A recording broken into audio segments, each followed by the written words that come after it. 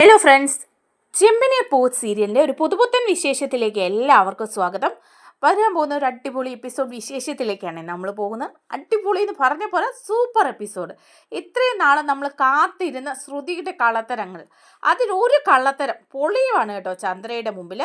ആദ്യം തന്നെ നമുക്ക് ഒരെണ്ണം പൊളിഞ്ഞിട്ടുണ്ട് കേട്ടോ. രവീന്ദ്രൻ്റെ പെൻഷൻ പൈസ എടുത്തിട്ടാണ് കട തുടങ്ങിയെന്നുള്ള കാര്യം. അതിനൊക്കെ ശേഷം ഇപ്പം അതിലും വലിയൊരു കാര്യം ാണ് ചെയ്യുന്നത്. മലേഷ്യക്കാരി അല്ല ശ്രുതി എന്നുള്ള വിവരം അറിയാണ് ചന്ദ്ര. ശ്രുതിയുടെ അച്ഛൻ മലേഷ്യയിലില്ലെന്നും അങ്ങനെ ഒരു കാര്യമില്ലെന്നുള്ള വിവരം അറിയാണ് ചന്ദ്ര കേട്ടോ. ഇതെല്ലാം വീരാനാണ് വന്ന് പറയുന്നത്. നമ്മൾ കഴിഞ്ഞ വീഡിയോയിൽ അതൊക്കെ ഇട്ടിട്ടുണ്ടേ, അത് കാണാത്തവർ ഞാൻ എൻ സ്ക്രീനിൽ കൊടുക്കാം, അത് പോയി കാണണം. നല്ല അടിപൊളി രസമുള്ളൊരു എപ്പിസോഡാണ്. അങ്ങനെ വീരാൻ വന്ന എല്ലാ സത്യങ്ങളും പറഞ്ഞു കഴിയുമ്പോൾ അവിടെ തീരാണ് നമ്മുടെ ശ്രുതിയുടെ തലമുടി കുത്തിന് പിടിച്ച് അടിച്ചിറക്കാണ് ചന്ദ്ര. ഇനി നീ എൻ്റെ മകൻ്റെ ഭർത്താവായിട്ട് ഈ വീട്ടിൽ വേണ്ടാന്ന് തന്നെ ചന്ദ്ര തീരുമാനിക്കുകയാണ് കേട്ടോ. അങ്ങനെ നല്ല രസകരമായൊരു അടിപൊളി എപ്പിസോഡാണ്. സസ്പെൻസ് ഒരുപാടുണ്ട് കേട്ടോ. വരാനിരിക്കുന്ന എപ്പിസോഡാണ്. ഇതൊക്കെ ഉണ്ടാവുമോ എന്ന് എല്ലാവരും ചോദിക്കുന്നുണ്ട്. തമിഴിൽ ഇതേ രീതിയിൽ തന്നെയാണ് എപ്പിസോഡുകൾ പോയിരിക്കുന്നത്. ഇപ്പോൾ മലയാളത്തിനും വലിയ മാറ്റമൊന്നുമില്ലാതെ അതുപോലെ തന്നെയാണ് വരുന്നത്. അതുകൊണ്ട് ഉടനെ തന്നെ ഈ എപ്പിസോഡുകൾ വരുന്നതായിരിക്കുമേ. എന്നാൽ നമുക്ക് എപ്പിസോഡിലേക്ക് കടക്കാം. നമ്മുടെ വീഡിയോ ഇഷ്ടമായാലൊന്ന് ലൈക്ക് ചെയ്യണേ, ഹൈപ്പ് ചെയ്യണേ, ചാനൽ കൂടി ഒന്ന് സബ്സ്ക്രൈബ് ചെയ്ത് സപ്പോർട്ട് ചെയ്യണേ. അങ്ങനെ വീരാനെ കല്യാണ വീട്ടിൽ നിന്ന് കയ്യോടെ പൊക്കിക്കൊണ്ട് വന്ന് നിർത്തിയിരിക്കുകയാണ് നമ്മുടെ സച്ചി.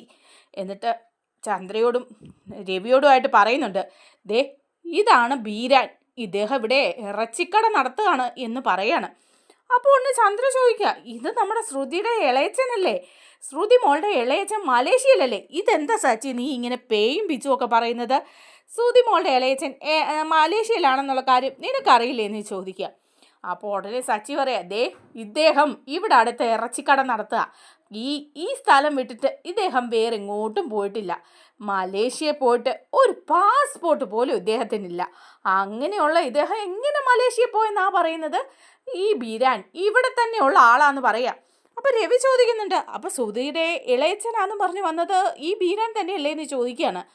അപ്പോൾ സച്ചി പറയാം, അതൊക്കെ ഈ ബീരാൻ തന്നെയാണ്. ഇനി അതിൻ്റെയൊക്കെ പുറകിൽ ഒരുപാട് കഥകളുണ്ട്, അതൊക്കെ ഞാനങ്ങ് പറഞ്ഞു തരാമെന്ന് പറയാം. അപ്പോൾ ഉടനെ ശ്രുതി അവിടെ നിന്നിട്ട് പരുങ്ങ. ശ്രുതി പറയാം, എന്താ സച്ചി ഇത് പറയുന്നത്? അല്ല ഇളയച്ചൻ എന്താ ഇവിടെ എന്താ ഒരു മുന്നറിയിപ്പും ഇല്ലാതെ ഇങ്ങോട്ട് വന്നത്? ഇളയച്ചൻ ഫുഡൊക്കെ കഴിച്ചിട്ടാണോ വന്നത്? എന്താ വാ ശ്രുതി, നമുക്ക് ഇളയച്ചനെ കൊണ്ട് പുറത്ത് എവിടെയെങ്കിലും പോയി ഫുഡ് വാങ്ങി കൊടുക്കാം ബാ എന്ന് പറഞ്ഞ് വിളിക്കുക. അങ്ങ് ഭയങ്കര അഭിനയം കാഴ്ചവെക്കുക. അപ്പോൾ ഈ അഭിനയമൊക്കെ കണ്ടിട്ട് താടയ്ക്ക് കൈ കൊടുത്ത് നിൽക്കുക നമ്മുടെ രേവതി പറയുന്നുണ്ട്, അപ്പോൾ ബീരാനല്ലേ ഇത്? ശ്രുതിയുടെ ഇളയച്ചൻ തന്നെയാണോ എന്ന് ചോദിക്കുക. അപ്പോൾ സച്ചി പറയുന്നുണ്ട്, അതൊക്കെ നമുക്കിപ്പോൾ തെളിയിക്കാം. ബീരാനെ ദേ ഇതാ അമ്മയും അച്ഛനെ, ഇവരെ അറിയാലോ തനിക്ക്. താൻ ഇവരുടെ മുമ്പിൽ ഉള്ള കാര്യങ്ങൾ ഉള്ള പോലെ അങ്ങ് പറ എന്ന് പറയുമ്പം ബീരാൻ പറയാം, അത് ഞാൻ എങ്ങനെ പറയും? അപ്പോൾ സച്ചി പറയാം, തനിക്ക് പറയാൻ ബുദ്ധിമുട്ടുണ്ടോ ഉണ്ടോടോ എന്ന് ചോദിച്ച് കാലിങ്ങനെ പൊക്കുക തൊഴിക്കാൻ. അപ്പോഴേക്കും ബീരാൻ പെട്ടെന്ന് കാലിൽ കയറി പിടിക്കുക. എൻ്റെ പൊന്നു സച്ചി, എന്നെ ഒന്ന് ഉപദ്രവിക്കല്ലേ, എന്നെ ഒന്നും ചെയ്യല്ലേ, ഞാനുള്ള സത്യമെല്ലാം അങ്ങ് പറഞ്ഞേക്കാവേ എന്ന് പറയാം.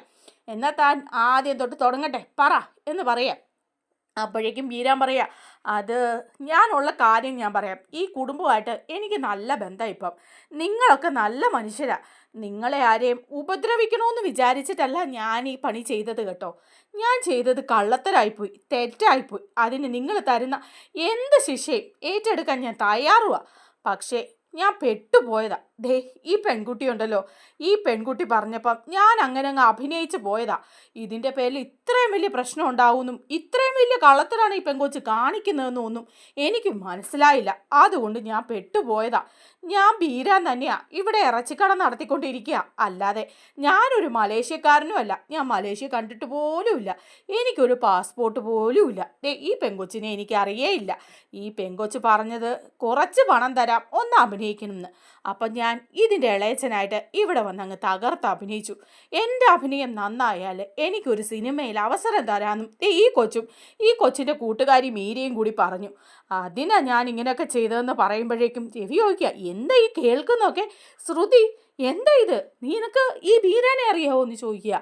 അപ്പോൾ ശ്രുതി ഒന്നും മിണ്ടാതെ നിൽക്കുക. അതുപോലെ തന്നെ ശ്രുതി ഇത് കേട്ടിട്ട് കണ്ണു തള്ളി ഇങ്ങനെ നിൽക്കുക കേട്ടോ. ശ്രുതിക്കൊന്നും മിണ്ടാനില്ല. അപ്പോഴേക്കും ഉടനെ തന്നെ ബീരാൻ പറയാം, അതെ എനിക്ക് ഈ കൊച്ചിനെ അറിയൊന്നുമില്ല. ഈ കൊച്ചിൻ്റെ കൂട്ടുകാരി മീര, ആ പെൺകൊച്ചിനെ എനിക്ക് നേരത്തെ അറിയാം. ഒരു ദിവസം വന്നിട്ട് എന്നോട് പറഞ്ഞു ഇങ്ങനെ ഒരു വീട്ടിൽ ഒരു ചെറിയ റോള് ചെയ്യണമെന്ന്. അങ്ങനെ ഒരു റോള് ചെയ്താൽ പിന്നെ എനിക്ക് സിനിമയിൽ നല്ലൊരു അവസരം വാങ്ങി തരാമെന്ന് പറഞ്ഞു. അതുകൊണ്ടാണ് അന്ന് ഞാൻ വന്നത്. പിന്നെ എൻ്റെ ഗതികേട് കൊണ്ട് ഓരോ പ്രാവശ്യം ഇവർ വിളിക്കുമ്പം വന്ന് അഭിനയിക്കേണ്ട ഗതി വന്നു.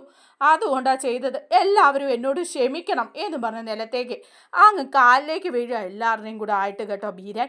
അപ്പോഴേക്ക് ചന്ദ്ര അങ്ങനെ നിൽക്കുക. ചന്ദ്ര, ശ്രുതി എടി ഈ കേട്ടതൊക്കെ സത്യമാണോന്ന്.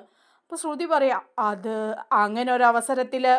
അപ്പോഴേക്കും സച്ചിയോട് ചോദിക്കുകയാണ് രവി. അപ്പോൾ ശ്രുതി നീ മലേഷ്യക്കാരിയല്ലേ, നിന്റെ അച്ഛൻ മലേഷ്യയിലല്ലായിരുന്നു എന്ന് ചോദിക്കുക.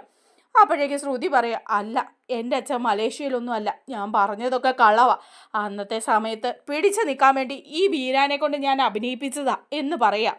അപ്പോഴേക്കും ഉടനെ തന്നെ രവി പറയാ മോളെ നീ പറയുന്നത് സത്യമാണോ, നീ ഇങ്ങോട്ട് വന്നേ എന്ന് പറയുമ്പോഴേക്കും ചന്ദ്ര നിൽക്കവിടെ, മിണ്ടിപ്പോരുത് അവളോട് എടി എന്ന് പറഞ്ഞ് അട്ടഹസിച്ചുകൊണ്ട് അവിടുന്ന് ചാടി എഴുന്നേക്കാണ് ചന്ദ്ര. എന്നിട്ട് നേരെ ശ്രുതിയുടെ നേരെ ചെല്ലാം. എടി ശ്രുതി, ഈ സച്ചിയും ഈ ഇയാളും പറഞ്ഞതൊക്കെ സത്യമാണോന്ന്, എന്താടി നീ വാ പൊളിച്ച് നിൽക്കുന്നത്, നിനക്കൊന്നും പറയാനില്ലടി എന്ന് ചോദിക്കുക ചന്ദ്ര.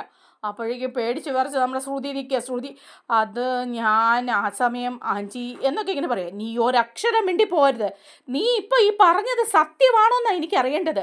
ഇയാൾ വെറും ഇറച്ചി വെട്ടുകാരനാണോ അതോ നിൻ്റെ ഇളയച്ചനാണോ? നിൻ്റെ അച്ഛനും അമ്മയും എല്ലാവരും മലേഷ്യയിലാണെന്നല്ലേ പറഞ്ഞത്? ആദ്യം അമ്മ മരിച്ചു പോയെന്ന് നീ പറഞ്ഞു, പിന്നെ അച്ഛൻ മരിച്ചു പോയെന്ന് നീ പറഞ്ഞു, ഇപ്പതേ ഇളയച്ചൻ ഇറച്ചി വെട്ടുകാരൻ. എടി ദുഷ്ടേ, നീ ഇറച്ചി വെട്ടുകാരനെ കൊണ്ടുവന്ന് ഇവിടെ ഒരു ഇളയച്ചനാണെന്ന് പറഞ്ഞ് ഇരുത്തി എൻ്റെ വീട്ടിൽ കൊണ്ടുവന്ന് സൽക്കരിച്ചില്ലേ? ഞാൻ ഇയാൾക്ക് വേണ്ടി ഭക്ഷണം വരെ ഉണ്ടാക്കി കൊടുത്തില്ലേ? അതൊക്കെ ഓർക്കുമ്പോൾ എനിക്ക് അറപ്പ് വരുക, എന്നോട് തന്നെ ദേഷ്യം വരുക.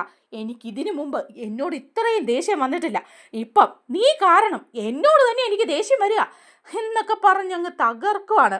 അപ്പം സച്ചി പറയുന്നുണ്ട് അതമ്മേ അവളുടെ സാഹചര്യം കൊണ്ട് അവൾ കള്ളം പറഞ്ഞായിരിക്കും, ഇപ്പം മനസ്സിലായില്ലേ ഈ പാർലർ ഇടത്തി കള്ളത്തിൻ്റെ കൂടാരമാണെന്ന്.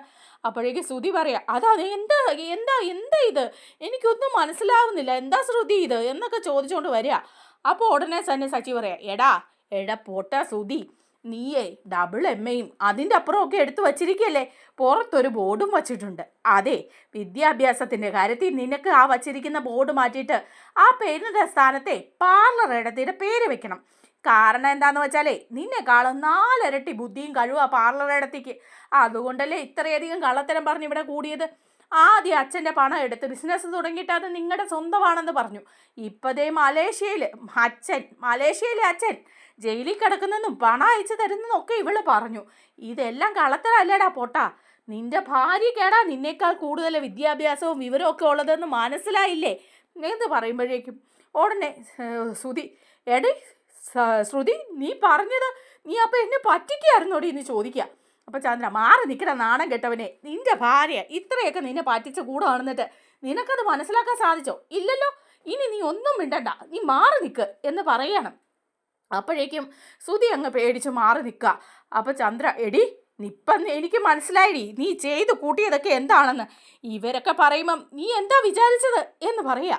അപ്പോൾ ഉടനെ രവി പറയാം എന്താ മോളെ ശ്രുതി നീ ഇങ്ങനെയൊക്കെ ചെയ്തത്, നിനക്കല്ലേ ഈ വീട്ടിൽ ഏറ്റവും ബഹുമാനം തന്നത്, ഈ വീട്ടിൽ വന്നു കയറിയ മരുമക്കളിൽ ഏറ്റവും കൂടുതൽ ചന്ദ്രൻ നിന്നെയല്ലേ സ്നേഹിച്ചത്, അതുപോലെ ഈ വീട്ടിൽ ഏറ്റവും കൂടുതൽ സ്ഥാനം തന്നത് നിനക്കാ, എന്നിട്ട് നീ ഞങ്ങളെയൊക്കെ പറ്റിക്കുകയായിരുന്നല്ലേ, ഇതെല്ലാം നിന്റെ കള്ളത്തരായിരുന്നല്ലേ എന്നൊക്കെ രവി ചോദിക്കുമ്പോഴേക്കും ചന്ദ്ര അങ്ങോട്ട് പറയുകയാണ് ഈ വീട്ടിലെ മറ്റാരെക്കാളും നീ എന്നെയാ ചതിച്ചത്, എന്നെയാ പറ്റിച്ചത്, എൻ്റെ മോന് വേണ്ടി ഞാൻ കണ്ടെത്തിയ പെണ്ണല്ലായിരുന്നോ നീ, നിന്നെ വന്ന് കണ്ട് സംസാരിച്ചത് ഞാനല്ലായിരുന്നോ, എൻ്റെ മോന് ചേരുവെന്ന് നിന്നെ കണ്ട് ഞാൻ മനസ്സിലാക്കിയതല്ലേ, നീ അപ്പോൾ എന്നോട് ഈ കള്ളത്തരങ്ങൾ മുഴുവൻ പറഞ്ഞു, നീ മലേഷ്യക്കാരിയാണെന്നും നാട്ടിൽ വന്നതാണെന്നും ഒക്കെ.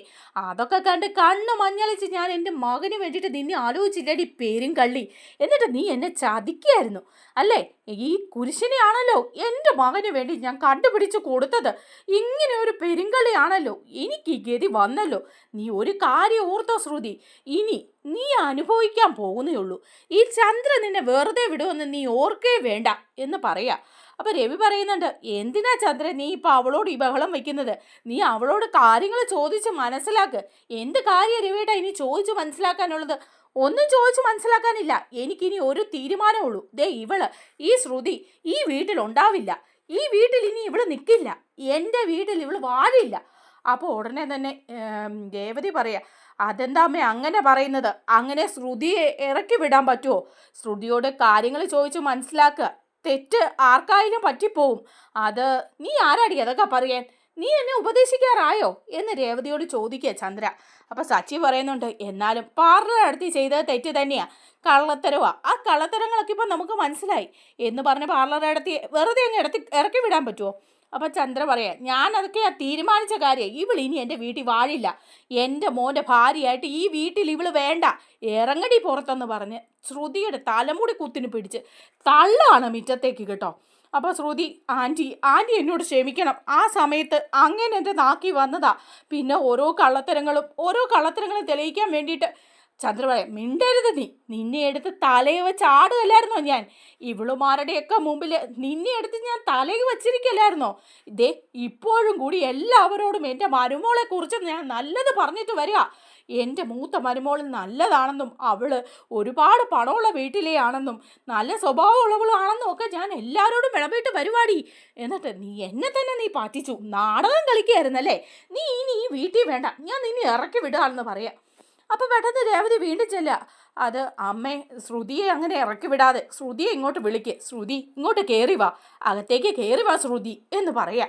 അപ്പോഴേക്ക് ചന്ദ്ര, എടി രേവതി, നീ എന്നെ എന്നത്തിനടി ഭരിക്കാൻ വരുന്നത്? എടി മാലകെട്ടുകാരി, നീ എന്നെ ഭരിക്കാറായോ? ഞാൻ എൻ്റെ വീട്ടിൽ നിന്ന് ഇവളെ അടിച്ചിറക്കിന്നിരിക്കും. ഇവളോട് തിരിച്ചു കയറാൻ പറയാൻ നീ ആരാടി? നീ എന്നെ ചോദ്യം ചെയ്യാറായോ എന്നൊക്കെ പറഞ്ഞിട്ട് അങ്ങോട്ട് രേവതിയുടെ നേരെയും ചന്ദ്ര ചാടുകയാണ് കേട്ടോ. എന്നിട്ട് ശ്രുതിയോട് പറയുന്നുണ്ട്, ഇറങ്ങി അങ്ങോട്ട് പോയച്ചാൽ മതി, ഇനി ഈ വീടിൻ്റെ പടി കിടക്കാമെന്ന് വിചാരിക്കേണ്ടെന്ന്. അപ്പോൾ ഉടനെ തന്നെ പറയുക രവി, എടാ ശ്രുതി, നിൻ്റെ ഭാര്യയല്ലടാ അവളെ ഇറക്കി വിടുമ്പം നീ ഇങ്ങനെ നോക്കി നിന്നാലോ? നീ ചെന്ന് ശ്രുതിയെ വിളിക്ക്, അവളെ വിളിച്ചോണ്ട് വാ. അപ്പോഴേക്കും ശ്രുതി ഇങ്ങനെ അമ്മയും അച്ഛനെയും മാറി മാറി ഇങ്ങനെ നോക്കുന്നുണ്ട്, ശ്രുതിയെയും എല്ലാവരെയും ഇങ്ങനെ നോക്കുക. ശ്രുതിക്കാണെങ്കിൽ പേടിയാ ചെന്ന് വിളിക്കുക, ചന്ദ്ര എങ്ങാൻ ദേഷ്യപ്പെട്ടാലോ. അപ്പോൾ രവി പറയാം, എടാ ചെല്ലടാ എന്ന് പറയണം. അപ്പോൾ രേവതിയും പറയുന്നുണ്ട്, അല്ല സച്ചിയേട്ടാ, നിങ്ങളുടെ ചേട്ടൻ എന്താ ഇങ്ങനെ കണ്ണും മിഴിച്ച് നിൽക്കുന്നത്? അദ്ദേഹത്തിൻ്റെ ഭാര്യയല്ലേ അടിച്ചിറക്കി വിടുന്നത്, തിരിച്ച് വിളിക്കേണ്ടത് അദ്ദേഹത്തിൻ്റെ ആവശ്യമല്ലേ, എന്നിട്ട് എന്നെ ഇങ്ങനെ നിൽക്കുന്നേ? അപ്പം സച്ചി പറയാം, അവനങ്ങനെ നിൽക്കുള്ളൂ, അവൻ അമ്മയെ പേടിയാ, അവൻ്റെ ഭാര്യയെ അടിച്ചിറക്കി വിട്ടാലും അവൻ മിണ്ടത്തില്ല. എടാ ശ്രുതി, നിൻ്റെ ഭാര്യയെ ചെന്ന് വിളിച്ചോണ്ട് വരാൻ, അവളെ ഇങ്ങനെ ചുമ്മാ ഇറക്കി വിടാൻ പറ്റുമോ എന്ന് ചോദിക്കുമ്പോഴേക്കും ശ്രുതി അങ്ങോട്ട് പോവാണ്. ശ്രുതി എന്ന് വിളിച്ച് മുന്നോട്ട് പോവുക. അപ്പോഴേക്ക് ചന്ദ്ര, എടാ ശ്രുതി, നീ ചെന്ന് അവളെ വിളിക്കാറായോടാ? നീ അവളെ വിളിച്ചുകൊണ്ട് ഇങ്ങോട്ട് വരുവോടാ? എൻ്റെ വീട്ടിലേക്ക് അവളെ ഇനി വിളിച്ച് കയറ്റുവോടാ എന്ന് ചോദിക്കുക. അപ്പോഴേക്കും അവിടെ സ്റ്റക്കായിട്ട് നിൽക്കുകയാണ് നമ്മുടെ ശ്രുതി. അന്നേരം ചന്ദ്ര പറയാം, നിനക്ക് അവളുടെ കൂടെ പോണെങ്കിൽ ഇറങ്ങിപ്പോകാം, എൻ്റെ വീട്ടിലേക്ക് അവളെ ഇനി തിരിച്ച് കയറ്റാമെന്ന് നീ വിചാരിക്കണ്ട. ഇവളെ പോലെ ഒരു പേരും കളി എൻ്റെ വീട്ടിൽ വേണ്ട. എൻ്റെ മരുമകളായിട്ട് പല കാര്യത്തിലും ഇവള് കള്ളത്തരം കാണിച്ചു, എന്നിട്ട് ഞാൻ ഇവളെ ഒരുപാട് സപ്പോർട്ട് ചെയ്തു, അതുകൊണ്ട് ഇനി ഇവള് വേണ്ട ഇവിടെ എന്ന് പറഞ്ഞ് കയറി പോവുക എല്ലാവരും. അപ്പോഴേക്കും ശ്രുതി അവിടെ നിന്ന് ഇറങ്ങിപ്പോവുക. ശ്രുതിയെ കേട്ടത്തില്ലല്ലോ, കുറച്ച് നേരം അവിടെ നിന്ന് കരഞ്ഞിട്ട് ശ്രുതി പോവുക. നേരെ പോയി മീരയുടെ വീട്ടിലേക്കാണ് പോകുന്നത്. അങ്ങനെ മീരയുടെ വീട്ടിലേക്ക് വളരെ വിഷമിച്ച് ചെല്ലുക.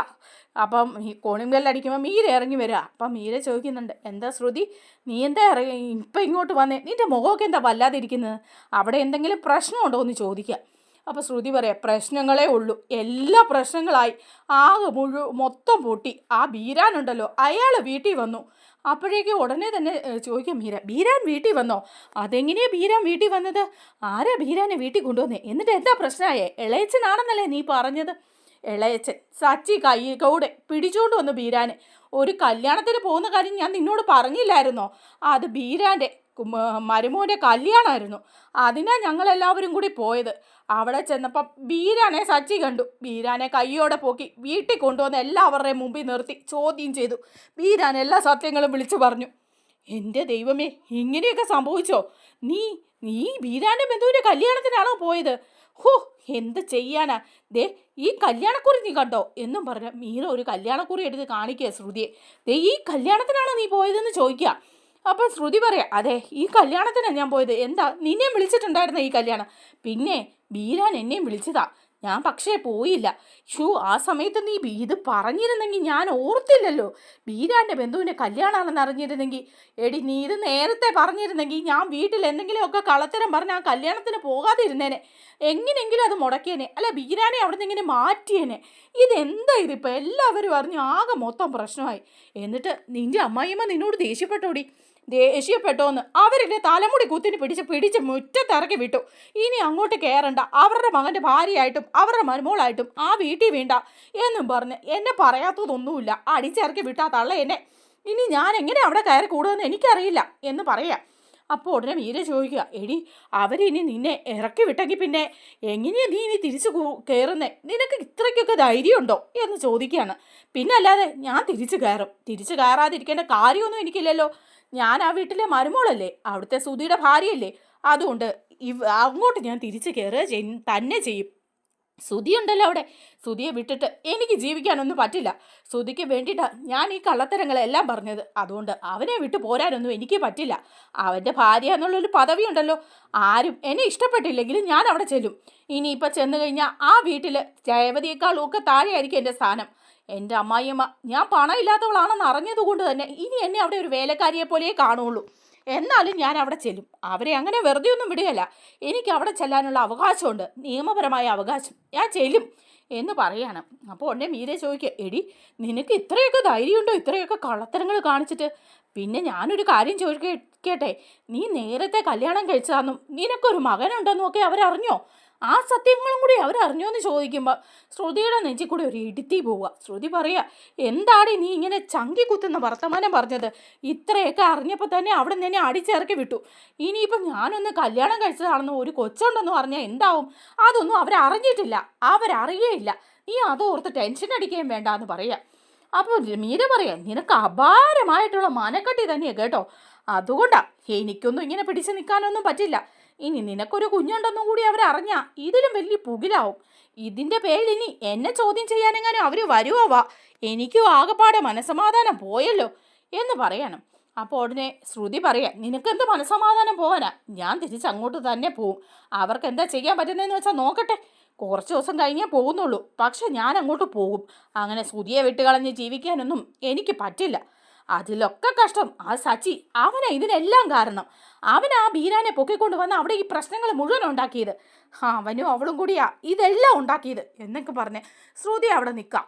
ചന്ദ്രയാണെങ്കിൽ നല്ല കലിപ്പില രവിയോട് ചെന്ന് പറയുന്നുണ്ട്, നിങ്ങളുടെ മരുമോള് അവൾ ഇത്രയും പെരുങ്കളിയാണെന്ന് ഞാൻ വിചാരിച്ചില്ല. അവൾ എന്നെ കൂടെ പറ്റിക്കുകയായിരുന്നു. അപ്പം രവി പറയേ, എടി നീ തന്നെയല്ലേ നിൻ്റെ മോന് വേണ്ടിയിട്ട് അവളെ കണ്ടെത്തിയത്? എന്നിട്ടിപ്പം ഈ പറഞ്ഞിട്ട് കാര്യമുണ്ടോ? നിനക്ക് ശരിക്കും അന്വേഷിക്കണമായിരുന്നു. ഞാൻ ശരിക്കും അന്വേഷിച്ചതാ. എന്നോട് പറഞ്ഞതാ എല്ലാവരും. ആ സമയത്ത് ഞാൻ ഇവളെക്കുറിച്ചെല്ലാം അന്വേഷിച്ചപ്പം ഈ പെരുങ്കളി ഇതുപോലെ എത്ര കള്ളത്തരങ്ങളാണ് ഉണ്ടാക്കിയത്. കാക്കാശിന് ഗതിയില്ലാത്തവളെയാണല്ലോ ഞാനിടത്ത് തലയിൽ വെച്ചുകൊണ്ട് നടന്നത്. ഇതിലും ഭേദം ആ വർഷയും രേവതിയൊക്കെയാ. ഇവളെ എന്തിനു കൊള്ളാം? ഇനി ഇങ്ങോട്ട് വന്നാൽ ഞാൻ കയറ്റില്ല. അതിൻ്റെ പേരിൽ ആരും എന്നോട് പറഞ്ഞോണ്ട് വരികയും വേണ്ടാന്ന് പറയാം. അപ്പോഴേക്കും ഉടനെ തന്നെ പറയുന്നുണ്ട് രവി, അങ്ങനെയൊക്കെ നീ പറഞ്ഞ് വാശി പിടിച്ചാൽ പറ്റില്ല. സുധിയുടെ ഭാര്യയാണതെന്ന് പറയണം. രവിയാണെങ്കിൽ എന്നിട്ട് ചെന്ന് സുധിയോട് പറയുന്നുണ്ട്, എടാ സുധി, നീ ഇങ്ങോട്ടൊന്ന് ശ്രദ്ധിച്ചേ. നിന്റെ ഭാര്യ അമ്മ ഇറക്കി വിട്ടത് അത് നീ മറക്കരുത്. എന്തെല്ലാം കളത്തരങ്ങൾ അവൾ ഉണ്ടാക്കിയാലും നിന്റെ ഭാര്യ അല്ലാതെ ആവത്തില്ല. അവളെ അങ്ങനെ വെറുതെ ഇറക്കി വിടാൻ പറ്റുമോ? നീ ചെന്ന് അവളെ വിളിച്ചുകൊണ്ട് വരാനുള്ള കാര്യങ്ങളൊക്കെ നോക്കെന്ന് പറയാം. അപ്പോൾ സുധി പറയാം, അയ്യോ അച്ഛാ, എനിക്ക് പേടിയാ. നേരത്തെ തന്നെ ആ പണത്തിൻ്റെ കേസ് വന്നപ്പം അമ്മ പറഞ്ഞതാ ഇനി ശ്രുതിയുമായിട്ട് ഒരു ബന്ധവും വേണ്ടാന്ന്. ഇപ്പം അവൾ ഇത്രയും കള്ളത്തരങ്ങളൊക്കെ കാണിച്ചു വെച്ചപ്പം എന്താ ചെയ്യുക? അതിന് ഇനി ഞാൻ അവളെ വിളിക്കാൻ പോയാൽ അമ്മ എന്നെ ഈ വീട്ടിൽ കയറ്റില്ല. ഞാൻ പോവില്ല, എനിക്ക് പേടിയാ എന്ന് പറയാം. നിൻ്റെ ഒരു പേടി എന്ന് പറയണേ. അപ്പോഴേക്കും ശ്രുതി പറയും, അതെ, ഇതിനെല്ലാം കാരണം ആ സച്ചിൻ രേവതിയാ. ആ സച്ചി അവനെ ഇതിനെല്ലാം കാരണം. അവൻ ആ കല്യാണ വീട്ടിൽ വെച്ച് ആ ബീരാനെ കണ്ടിട്ട് ഇങ്ങോട്ട് വലിച്ചുകൊണ്ട് വരേണ്ട കാര്യമുണ്ടോ? അപ്പോൾ രവി പറയുക, നിന്റെ ഭാര്യ കാണിച്ചതൊന്നും തെറ്റല്ലേ, അവൾ ചെയ്തതൊന്നും തെറ്റല്ലേ എന്ന്. എന്നിട്ടിപ്പം സച്ചിക്കാണോടാ കുറ്റം?